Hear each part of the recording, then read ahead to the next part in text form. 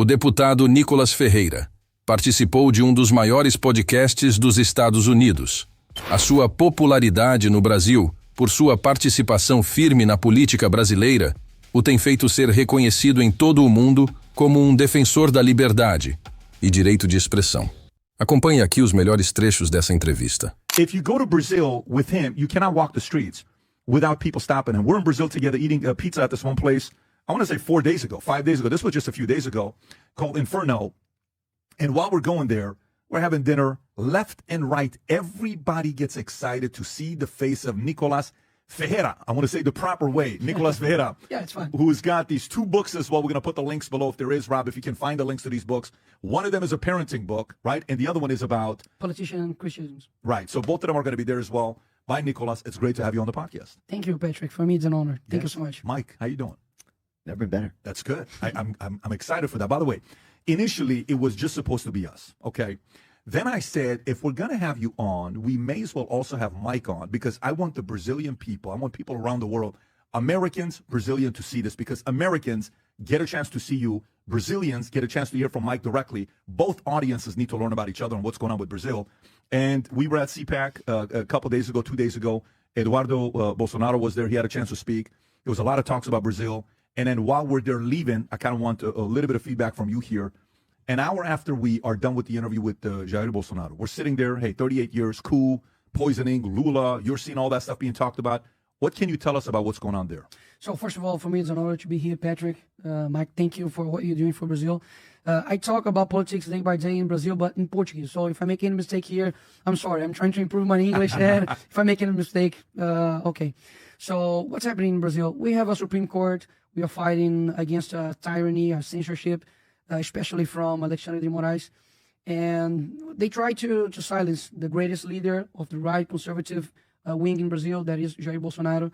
They say that he tried a coup, that he tried to kill Lula and the vice president, but we know that the one candidate of presidential elections was Jair Bolsonaro. He was stabbed in his belly by an ex-socialist affiliated party, and now they're trying to put him in jail for a fantasy coup. He was here in U.S. when it happened the 8th of January.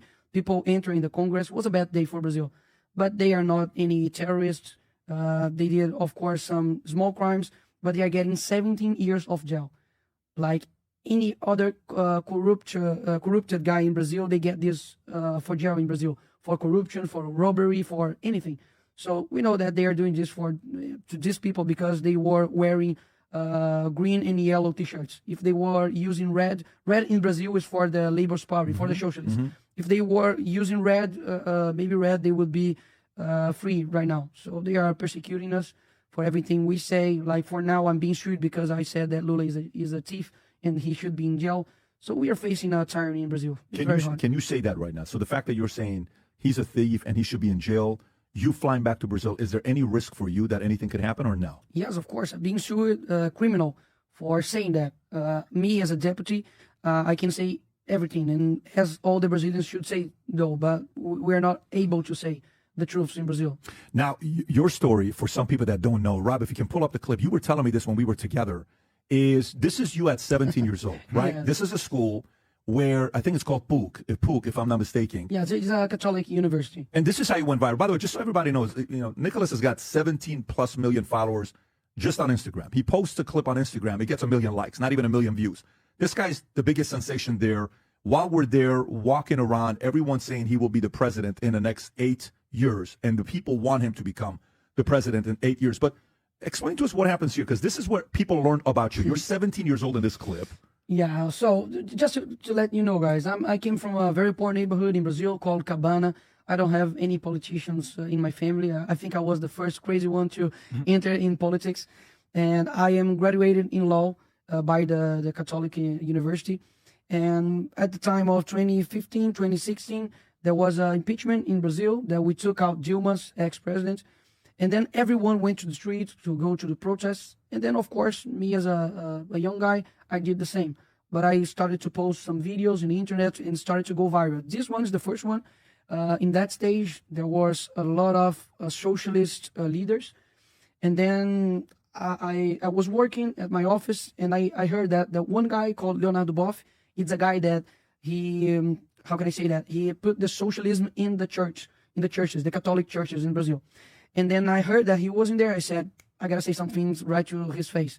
But as a student, I couldn't. So I told a girl to come over and I said, I'm a huge fan of him. Please let me talk. And then she said, oh, okay, you're a student. Okay, go there. Of course, she thought that I was a leftist. And then I began saying, thank you so much.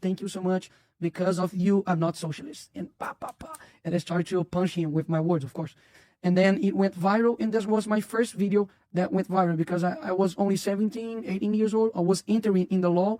So the school you're going to, is that like is this a liberal school? Is this a far left school or no? Yeah, so it is, but it shouldn't. Because it's a Catholic university, but it's a very liberal university. Rob, can you play that clip? I mean, we're not going to understand what he's saying. I just want the audience to see when he walks up. I'm so skinned. Can you play that's incredible. So you're thanking him right now. I'm appreciating Leonardo Boff. I'm saying thank you because you made me choose a side in my life. You made 2 interviews in 2003 saying that your theology is not necessarily Christian. In the second interview, that he said that communism was the worst thing in the world. A person said that, and he said that it was wrong. So how I know that how left is a hypocrite? You're saying this to his face? Yeah, I'm saying to his face. You can pause it right here, Rob. Yeah. So you play this clip. This goes out. Is this the first time Brazil learned about you? Like prior to this, they don't know who you are? Yeah, I think it was the first time. They didn't know who I was. And at this point, do you have any aspirations of getting into politics or not yet? No, I was only into the protests, making some videos, and I wasn't running for anything. I was just 18 years old. I couldn't even run for city councilor. You have to be 21. Got it. When Alexandre de Moraes announced that Lula won in the Superior Court, there was another judge called Benedito da Silva. He just went through him and said, mission given, mission accomplished. Right. You have that clip, by the way. Yeah, and until now, this judge didn't came to public to say what I mean was that. He didn't say that. So it was very strange. There's another judge in Brazil called Barroso that after the elections that Bolsonaro lost, he said, we defeated Bolsonarism. This is one Rob play? Yeah, this is the video. Solicito que Suas Excelências, o senhor ministro Ricardo Lewandowski e o ministro Benedito Gonçalves, solicito que conduzam ao plenário o excelentíssimo senhor presidente da República Federativa do Brasil eleito, Luiz Inácio Lula da Silva. Now he's announcing Lula as the president. And then this judge comes to him and says, mission given is mission accomplished. So what he means about that? Mission given, mission accomplished. So he was working against Bolsonaro. So he's a judge. He should be impartial. So this is one judge. It's the same. You can stop the video right now. This is the same judge that said that. This is Lula. And after that, he's receiving, I don't know how you say this in English, but he's giving some taps in his face as he was his best friend. So this is the kind of judge that's saying that Bolsonaro is a tyranny. He's a person that he's giving misinformation to Brazil. Look like this guy, De Moraes, is afraid of anybody in the States. Do you think things can change in any way where Bolsonaro could run and win in 2026? Yes, if the U.S. is serious about applying diplomatic resources on the issue. There are many ways that can be done. I'm not sure this is the most appropriate forum for discussing them, but and there are actually 2 open threads that I did want to get to from what Nikolas just said. But the short answer is there are many things that the U.S. can do if the U.S. ambassador is serious, if the president is serious, if Marco Rubio is serious, and yes, much can be done. I'll leave it there. I think what you need is policy alignment, and then the appropriate organs to mobilize. Policy alignment where? Amongst Bolsonaro and U.S.? Well, you're going to need to synchronize all of the different facets of U.S. foreign policy when that can be done. No, let's stay on that. I'm curious. Yeah. What does that mean? I want to know what that means. Because for me, you're dealing with a country that out of their 11 Supreme Courts, only 2 are conservative. You're dealing with a country that out of their 81 Senate, only 22 are conservative. You're dealing with a country that out of 513 congressmen and women, only 130 are conservative. when you look at Bukele, Brandon, you were telling me earlier the fact that Bukele, the way he did it in advance. Yeah, he kind of set up his Congress before he became president, so he had everybody in his favor, the majority. So he looks like a dictator, but he just happens to have everybody on his side, so he has no resistance, and a real beautiful setup for what he wanted to do with his policies. And that's a beautiful thing because he can just go in and say, here's what we want to do, right? In this case, this is a very different situation that he has. So if U.S. can't go and say, well, let's, what do we do with the Supreme Court? What do we do with Senate? What do we do with that? That's a longer term play. To me, short term between now and 2026, what can U.S. really do? Just doesn't feel appropriate. I'm just going to say it. I don't think that this is the forum to, but I'm happy to listen to you guys talk about it. It's just, yeah. It sounds so interesting. Yeah, one thing I can say is all Brazilians, Mike, all Brazilians, we are hopefully that this guy pays for what he's doing, because what we think, what we feel day by day is that he's the law and anyone can put him in his place.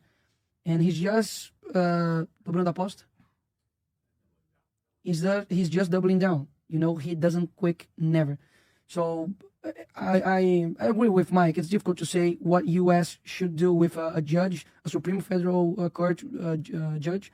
But we all hope that he pays for what he's doing, because he's doing very bad things with people. We didn't talk about the 8th of January yet, but there are a lot of innocents. They are still in jail. There are 17 years of jail, and he doesn't quit. He's just doing this because he hates the right wing, hates the conservatives, and the most, he hates Bolsonaro. They want to put him in jail for a fantasy coup. So we want to see like this guy paying for justice. This page and check if information is true. So we prepared for war, and I think we're winning so far. I don't like to celebrate things before they're over, but so far this information has been very unimportant in this election compared to what happened before. And so what we did, I think we got rid or we prevented what we call the useful innocents, people that would forward fake news, just without knowing or for not being conscious.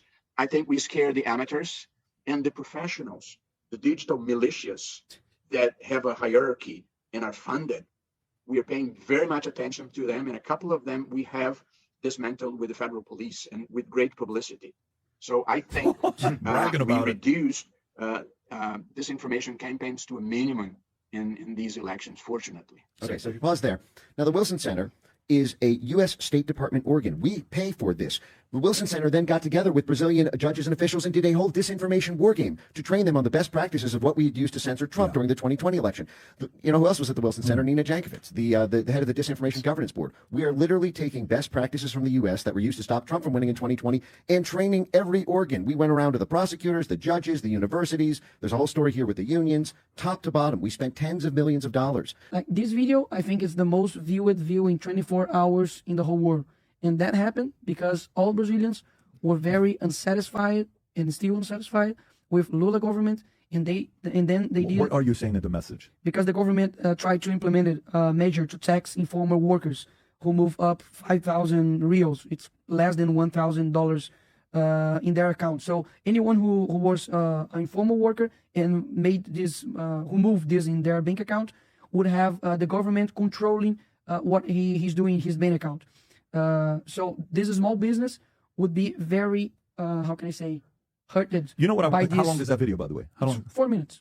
So in the video, what are you explaining to them? I'm explaining that the government wants to do this with the small business, that Lula is spending a lot of your money, a lot of your tax money, that the judges, they don't put their bank accounts to open as they want to put the small business. And then I'm saying we need to stop Lula, otherwise he'll stop Brazil. And this video made the government back down, and the government took this measure. What's the date on that video, Rob?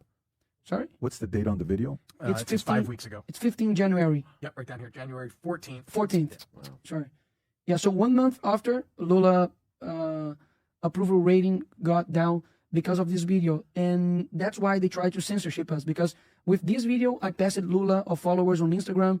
Like all of the majority of my videos, they had more than 1 million views. And that's why they try to push us down and say that we are threatening to democracy, because we talk to the people. As I said, I came from a very poor neighborhood.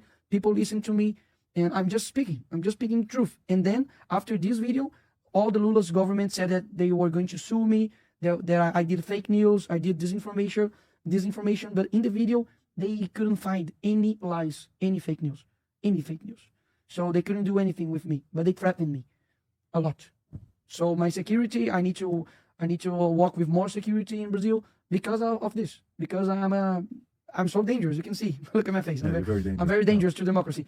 I really don't know what's going to happen in Brazil. When I talk to Bolsonaro, he says that I'm the candidate and that's all. I'm going to run for president. He's saying that. Yeah, he's saying that. So, and I asked him, what should I answer if someone says that maybe other candidate, maybe other person, he says, I am running for presidency. So I really don't know what's going on. I just don't think that the system will leave him free to run.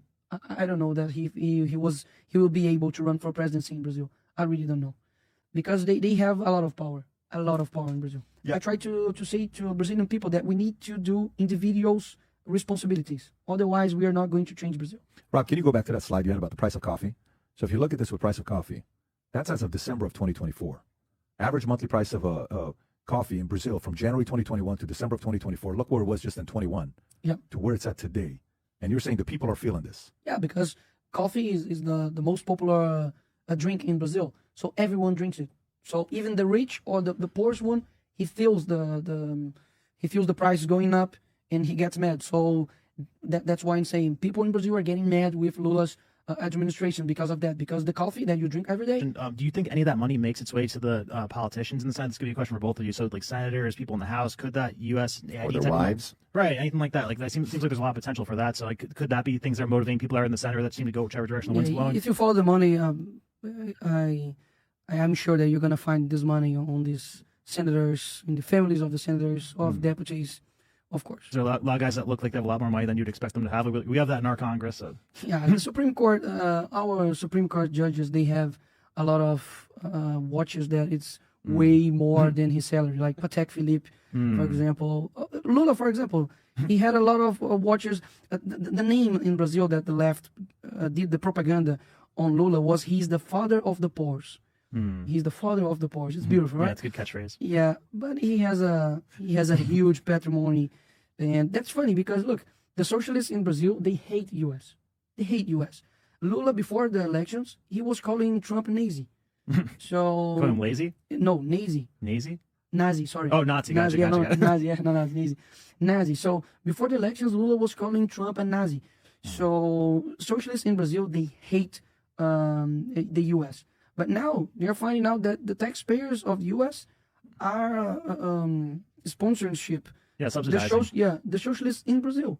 So Americans need to denounce this, like in mass. They wouldn't be happy if that money got pulled either, because then that whole union program they have wouldn't be able to function. Yes, of course, but that's what the socialists in the whole history do. They take the other honest people to their own money plan or their plan of power, but they are doing this with your money, like your hard worked money. So it's crazy. To a government that is socialist. I don't have any doubt that Lula doesn't care about U.S. Yeah. They care about their own interests. They care about China, whatever, but they don't care about U.S. It's nice, Mike, if you could speak to Brazilian people. Why it's so different and why it's so good to have conservative presidents in Brazil to make relationship with U.S. and how bad is it to have Lula, for example, in the presidency of Brazil, because I think Brazil is a country that matters to U.S.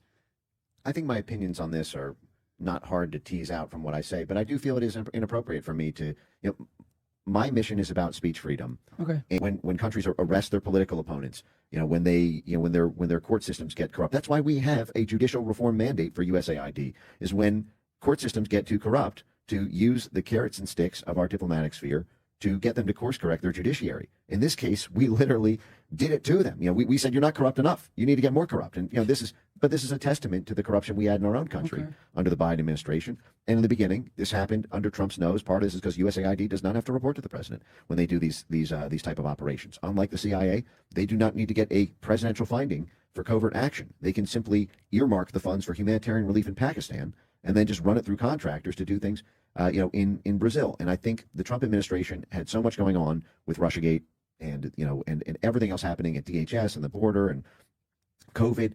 And they frankly didn't really know how the anatomy of the beast that they were operating on. This is why I'm so encouraged that USAID was targeted in this way right out the gate. so that at least you stop the bleeding and you go straight to the heart of it, which leads to all the other malfeasance in the intel world and at state and DOD. But yes, but that is for the Brazilian people to decide. Yeah. But I'm interested, obviously, in the human rights area. As a Brazilian, I'm just gonna give a tip to Trump's government. There's a lot of things that the Supreme Court's judges have here in U.S. They have a lot of things here. Assets. It's just a tip because, as you said, who they fear. I think they fear to lose money. I think they fear to lose power. I think they want to come here to U.S. for some reason. And I think, truly, I think the only power instead of the people that can put an end of this tyranny, or maybe to reduce the power of our Supreme Courts, is Trump administration. Doing not for revenge, but doing what is right. Because I agree with Mike. There was a right human violation with Bolsonaro. Not only Bolsonaro, but with the Brazilian people. Because all that I want is not that Bolsonaro becomes president with bad resources. I want that we have a fair election. That's all that we want. We want fair elections. So I'm sure if there was a fair election in Brazil in 2022, Bolsonaro would be the president. Mm-hmm. So that's all that we want. If there was a free election, you're saying Bolsonaro would be president. Yeah, for sure. Final thoughts before we wrap up, Nikolas. Final thoughts before we wrap up the podcast. Your optimism, your future, what you're thinking, what's going to happen next between now and election time, Brazil. Where's your mind? What are you thinking? So I'm going to give a different answer maybe because everyone talks about politics as it was the last resource in the world. As a Christian, as I said to you in that table, I think my hope died 2,000 years ago. He resurrected from the cross, and that's where I put all of my faith and my belief. I think that we as human beings, we need to take care about our individual responsibilities. I think we need, as a man, needs to be great husbands. I need that the women needs to be great wives. We need to create children that has moral values. We need to know that we are creating children not to aim a good professional job, but we are raising a soul. And I think it changes everything because I can maybe go to jail, maybe they can persecute me for my words, but all that this word can do to me, if they kill me, is to meet my Savior. So I think that all the conservatives need not only to defend, not only to speak, but to live what they are defending for. I'm not only conservative because it's good for me to get in votes. I am conservative, I'm a Christian, because otherwise I would be very far from here. I don't know where else I would be. I was born in a favela. My cousin was a drug dealer in there. So maybe my path would be very bad. But Christ saved me for this. So when I talk about politics, of course, I have enemies. I have the opposite guys that try to put me in jail and try to censorship me. But I look to them with eyes of compassion. I think we need to do this more. I was reading a book like 1 week ago, and there was a king called Felipe Neri, and he was walking down the streets, and then he saw a robber. And this robber was going to prison. And then he said, there goes Felipe Neri if wasn't the grace of the Lord. So I think if we put this in our life, either in politics or in the podcast, we need to have purpose in life. Like U.S., for example, I read a lot about the American history, and I know that Herbert Marcuse, Theodore Adorno, they left Frankfurt School, they came to here, they entered in the universities. After that, their ideas came to the Gospels, and this reverberated in Brazil. Now, unfortunately, a lot of churches in Brazil, they have a lot of false Christians. They have a lot of people there are socialists, but they don't know. So that's our true war, our cultural war. Of course, I can put Bolsonaro in charge. We can have the Senate. We can have the Congress. Okay, that's fine. But there are a lot of places that has powers that changes your heart. Maybe here in U.S., an artist that goes in top of Spotify has more influence in their life of your children than a father has in their own children. So we can't only be conservatives because it's good for us in the elections. We need to be conservatives because our life depends on this. That's what I'm aiming for my life, to be a good father, to be a good husband, to be a good politician, and my aim is to go to heaven. That's all that I want. So that's what I think for my life. You know, it's a pleasure to be here, Patrick. Thank you, Mike. Brandon. Brandon. Thank you, Brandon. Mm-hmm. I never thought that I would be here talking about politics because it's very far from what I think I deserve. But I'm glad to be here, and I put God on this because I think He can truly transform people. Well, listen, just from spending the time with you, the first time we did a podcast here with Paolo, yourself, who else was on? Eduardo, and one yeah. other person. Gustavo was on. Yeah, Gustavo was here as an well. awesome guy. Yes, and we had a great conversation. And then in Brazil, while I'm out there, we're having dinner, no camera on. We had you and Humberto. We got to give a shout out to Humberto. Remember Humberto, Yeah, the guy? yeah. He's awesome. Where is he? He's in Chile right now. Okay. Well, we're going I love back you, to Roberto. Humberto. Humberto, I love you, man. Let me tell you, he loves you too afterwards. He said that was that's why I like this guy. But no wonder you are loved because of where you're at with your values. And everybody feels the same way. I'm excited to see what happens with you. Bolsonaro's interview drops in Wednesday morning, 9 a.m. We have the clip, but we'll show it on Wednesday, Rob. Let it just play on Wednesday. It's going to be fine. And Mike, I got to thank you. As much of a hard time as I give to you, I consume what you talk about. Because, again, gang, follow the story. Stay close to everybody. Brazil, U.S., share this message with other people as well. God bless everybody. Take